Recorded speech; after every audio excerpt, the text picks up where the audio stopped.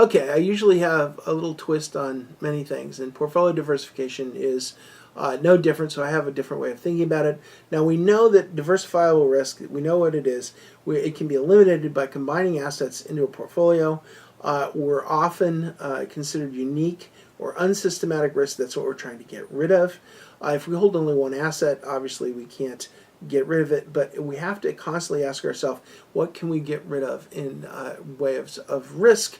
And the way we do that is we hold things that do not move together and are not correlated. So we have to find a way to get rid of that correlated diversification. Now, the reason we should do this, I got a little way of thinking about this, is you want to think about this as boats on a bay.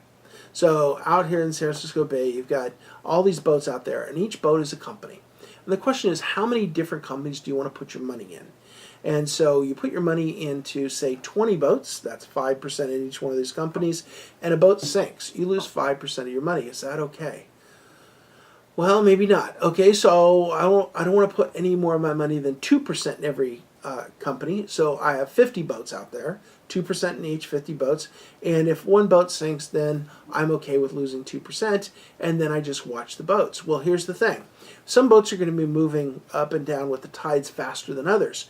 So what's the real key to your returns? The real key to your returns is the systematic risk, the risk that the economy will get better or get worse. So when the tide's coming in, it's lifting all boats and every stock's moving up. That's what you can't get rid of, that volatility of the tide moving up and down. What would cause the tide? GDP, unemployment, interest rates, those kinds of things. Things that you can't get rid of that hits every company. So the tide moving up and down is what changes your portfolio if you're diversified. If you're not diversified, then that's a problem. So you want to diversify, make sure you're in all kinds of different things, and then the tide sets your portfolio. Watch the tide, GDP, inflation, interest rates, etc. Those are the kinds of things that will impact your portfolio more than anything else if you're diversified. So think of it as boats on the bay.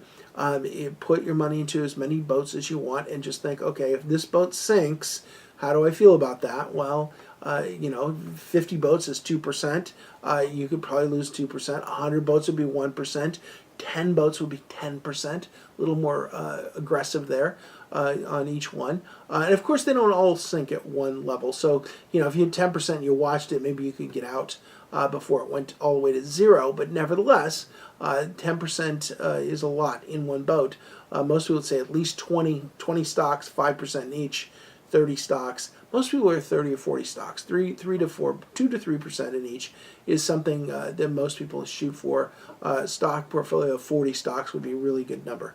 So when you start thinking about diversification, think about the tide rising up and down. You can't get rid of that, but you can put enough money into enough different boats that you can, if one of them capsizes, you don't lose too much. Now, the alternative in this analogy is if you don't want to be in the water, where are you? You're in the risk-free rate. You're in cash. If you're in cash, you're not in the boats. And so if you stay out of the boats, you stand on the dock, what's your return? Well, your return's really straightforward. It's set. Your returns from the federal government are going to be low, but they're going to be stable.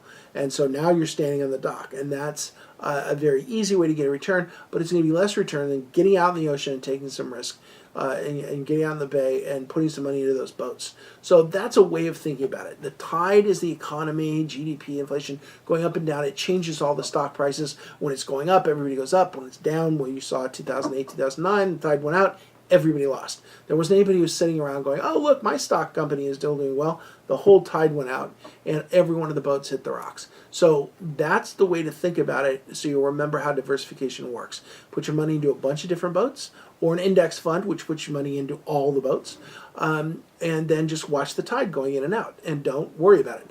Otherwise, you can always stand on the shore on the risk-free rate and make almost no return, but you'll guaranteed to get a return. You will get your principal return, which oftentimes is very important to people.